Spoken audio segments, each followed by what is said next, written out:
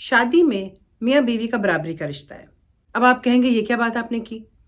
برابری سے میرا مطلب یہ نہیں ہے کہ آج میں نے جھاڑو لگایا کل تم جھاڑو لگاؤ، یا آج میں نے بچوں کو ناشتہ دیا کل تم ناشتہ بنا کے دو۔ برابری سے میرا مطلب یہ ہے رسپیکٹ کی برابری، میں تمہاری رسپیکٹ کرتی ہوں، تم میری رسپیکٹ کرو۔ برابری یہ ہے آپ کے گھر والوں کی رسپیکٹ کرتی ہے، آپ اس کے گھر والوں کی رسپیکٹ کریں۔ برابری یہ ہے کہ گھر میں سکون کی کوشش اگر وہ کرتی ہے تو گھر میں سکون کی کوشش آپ بھی کریں۔ برابری اس بات میں ہے گھر کا ماحول بہتر کرنے میں اگر وہ کوشش کرتا ہے تو آپ بھی کوشش کریں۔ اگر وہ کچھ چیزیں فرگیو کر دیتی ہے تو آپ بھی فرگیو کریں۔ بیسکلی تو دیکھیں نا، پرپس تو ایک ہی ہے نا کہ گھر کو ایک بہتر ماحول بنانا ہے، ایک اچھی خوشگوار زندگی گزارنی ہے۔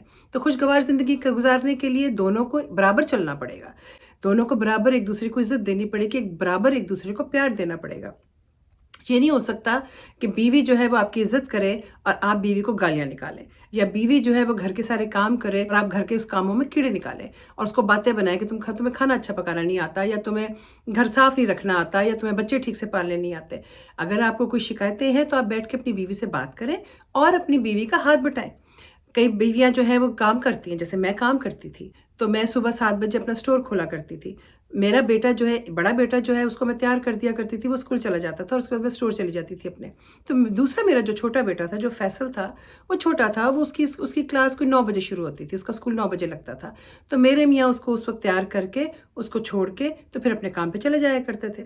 یہ نہیں کہ میں نے کوئی شرطیں لگائی تھیں یا میں نے کچھ کہا تھا، لیکن ایک انڈرسٹینڈنگ تھی کہ بھی میں نے اگر 7 بجے سٹور کھولنا ہے تو چھوٹے بیٹے کو کوئی تو اسکول بھیجے گا۔ تو میرے میاں نے کہا کہ میں اس کو اسکول بھیج دوں گا اور اس کے بعد میں اپنے کام پہ جا سکتا ہوں، میں اپنے کام پہ چلا جاؤں گا۔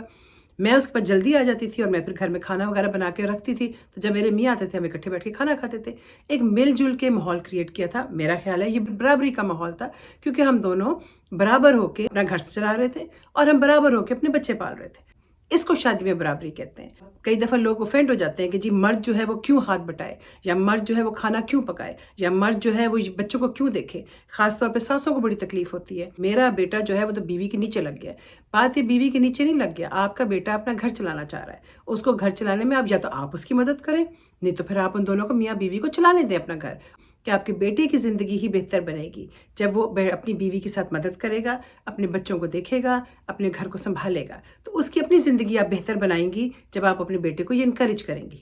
یہ بڑی مشہور مثال ہے کہ میاں بیوی ایک گاڑی کے 2 پہیے ہیں، تو اگر دونوں پہیے برابر ہوں گے اور ایک ہی سپیڈ سے چلیں گے تو ہی گاڑی چلے گی نا، کامن سینس کی بات ہے۔ اگر پہیے اوپر نیچے ہوں گے، یا پہیا ایک کمزور ہوگا ایک تگڑا ہوگا، تو وہ گاڑی چل ہی نہیں سکتی، گاڑی کھڑی ہو جائے گی اور گاڑی فلاپ ہو جائے گی اور گاڑی گر جائے گی۔ تو یہ کامن سینس کی بات ہے ایک خوشگوار زندگی گزارنے کے لیے۔ میاں بیوی کا رشتہ برابری کا رشتہ ہے۔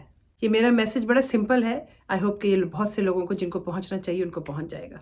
پاکستان کا ماحول بہت مختلف ہے، یہاں کا ماحول تھوڑا، یہاں پہ نوکر چاکر نہیں ہوتے، تو لہٰذا ہم اپنے اپنے کام کرنے ہوتے ہیں، ایک دوسرے کا ہاتھ بٹانا ہوتا ہے۔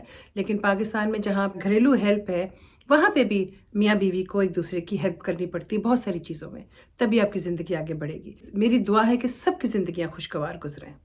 اللہ حافظ۔